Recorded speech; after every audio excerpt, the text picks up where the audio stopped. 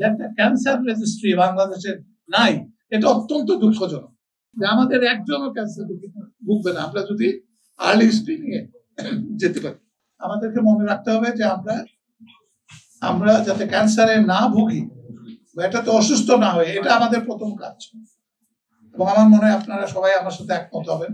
তারপরে সেটা হলো যদি হয়েই যায় ক্যান্সার, তাহলে কি করবো? সেই জায়গায় আর্লি ডায়াগনোসিস, আপনারা শুনেছেন এখানে সবাই, যে প্রাথমিক পর্যায়ে যদি ধরা পড়ে, যেটা স্ক্রিনিং এর কথা বলা হয় বা বিভিন্ন ধরনের পরীক্ষার কথা বলা হয়, এই কাজগুলি যদি আমরা করতে পারি, তাহলে আমরা আর্লি স্টেজে যদি ম্যানেজ করতে পারি। আমরা শুনেছি প্রফেসর আকরাম সাহেবের কাছে শুনলাম অনেক বছর কিন্তু লাইফ স্প্যানটা বাড়ানো যায়। সুতরাং আমাদের এটা হলো সেকেন্ড চেষ্টা, যেটা হলো আর্লি ডায়াগনোসিস। আর তৃতীয়ত যেটা চিকিৎসা, সেটা অত্যন্ত ব্যয়বহুল আমরা শুনেছি। তারপরেও এফোর্টস আর দেয় যে যাতে অল্প পয়সায় বাংলাদেশে চিকিৎসাটা পেতে পারে আমাদের, এবং নানা ধরনের এফোর্ট আছে, আপনারা একটু আগে শুনলেন। তো আমি ওটাতে যাচ্ছি না। আমি যে দুটো জিনিসের উপরে গুরুত্ব দেব, আপনারা যদি আমার সাথে ইকো করেন সেটা, তাহলে আমার মনে হয় আমরা একটা মাইলস্টোন অ্যাচিভ করতে পারবো। সেটা কি? সেটা হলো, দেখেন, একটা ক্যান্সার রেজিস্ট্রি বলতে একটা কথা আছে, আমাকে কারেক্ট করবেন আমার পাশে যারা ক্যান্সার বিশেষজ্ঞরা আছেন। ক্যান্সার রেজিস্ট্রি, আমি নেপালে এক সময় চাকরি করতাম বিশ্ব স্বাস্থ্য সংস্থা থেকে, এবং আজকে থেকে 34 বছর আগে নেপালে ক্যান্সার রেজিস্ট্রি আছে। তখন থেকে মানে কতজন ক্যান্সার রোগী কোথায় আছে এবং কি অবস্থায় আছে, আপনারা তাদের ক্যান্সার রেজিস্ট্রিতে ঢুকলে পাবেন। এবং এটার জন্য খুব একটা এফোর্ট দিতে হয় না। আজকে যেই পরিশ্রমটা আপনারা দিচ্ছেন আমাদের আজকের আয়োজকের নেতৃত্বে, সেই জায়গাটায় আমরা তাদেরকে অনুরোধ করতে পারি যে একটা ক্যান্সার রেজিস্ট্রি বাংলাদেশে নাই, এটা অত্যন্ত দুঃখজনক।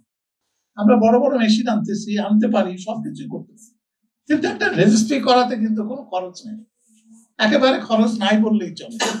তাহলে আমরা যদি ক্যান্সার রেজিস্ট্রি না থাকে, তাহলে আমরা কিন্তু গবেষণা আগাতে পারবো না। এক্সট্রিম মশার কয়েল প্ল্যান্ট ফাইবার দিয়ে তৈরি, ডেঙ্গু, চিকুনগুনিয়া বাহি সহ যে কোনো মশার বিরুদ্ধে দেয় এক্সট্রিম সুরক্ষা। কারণ কি ধরনের ক্যান্সার আমাদের দেশে বেশি, সেইটাকে আমাদেরকে প্রায়োরিটি দিতে হবে চিকিৎসার জন্য বা প্রিভেন্ট করার জন্য। আবার কি ধরনের ক্যান্সার রোগী আমাদের দেশে বেশি, সেটা চিকিৎসার জন্য কি ধরনের যন্ত্রপাতি এবং ঔষধ সামগ্রী লাগে, সেইটা আমরা কোনোদিন কিন্তু বের করতে পারবো না।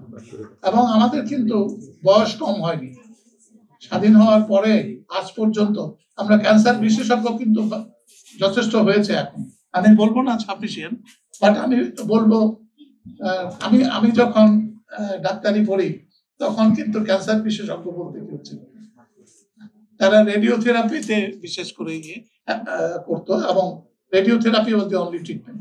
আজকে তো আমাদের সার্জারি থেকে শুরু করে অনেক কিছুই হয়েছে, উন্নত চিকিৎসা এখন আমরা পেতে পারি, আমাদের এখানে বিশেষজ্ঞরাও আছেন। আমার একটা আবেদন থাকবে আপনাদের কাছে এবং আপনাদের মাধ্যমে আজকের এই আয়োজকদের কাছে, এবং যারা নাকি এখানে কমিশনের মেম্বাররাও আছেন আমার সাথে, আমার পাশেও, আমার মনে হয় যে একটা ক্যান্সার রেজিস্ট্রির ব্যাপারে একটা জোরালো আন্দোলন করা দরকার। যে আমরা জানতে চাই আমাদের দেশের কোথায় কতজন ক্যান্সার রোগী আছে, এবং এইটা যতক্ষণ পর্যন্ত আমরা না জানতে পারি কি ধরনের ক্যান্সার রোগী আমাদের বাংলাদেশে আছে, আমরা কিন্তু চিকিৎসার জন্য একটা রাইট পদক্ষেপ নিতে পারবো না। আমার একটা অনুরোধ থাকবে যে ক্যান্সার রেজিস্ট্রির জন্য একটা জোরালো, আমি বলবো আবেদন, আন্দোলন করার কথা বলবো না, জোরালো আবেদন এইরকম একটা অনুষ্ঠান থেকে আজকে হোক, একটা প্রস্তাব আকারে, এবং যেটা আজকে এখানে যারা সাংবাদিকরা আছেন তারা এটার গুরুত্ব অনুভব করবেন, এবং আগামীতে আমরা যথাশীঘ্র আমরা যেন একটা ক্যান্সার রেজিস্ট্রির কাজ শুরু করতে পারি, এটা যেন আমরা আবেদন জানাতে পারি স্বাস্থ্য মন্ত্রণালয়। আরেকটা জিনিস আমি আপনাদেরকে বলবো, যে আমরা একটু আগেই জানলাম আলোচনা, ফয়সাল সাহেবও বলতেছিলেন, আরো একজন বললেন এখান থেকে, যে আমরা তো প্রিভেনশন নিয়েই তো চিন্তা করি, তো প্রিভেনশনটা কত তাড়াতাড়ি শুরু করা যায়, স্ক্রিনিং এর কথাটা আমরা বলছি না, তাহলে আমরা যদি আর্লি স্ক্রিনিং করতে পারি, এর কোনো বিকল্প নাই, যে আমাদের একজনও ক্যান্সার ভুগবে না আমরা যদি আর্লি স্ক্রিনিং এ যেতে পারি। আর্লি স্ক্রিনিং কোথায় হতে পারে?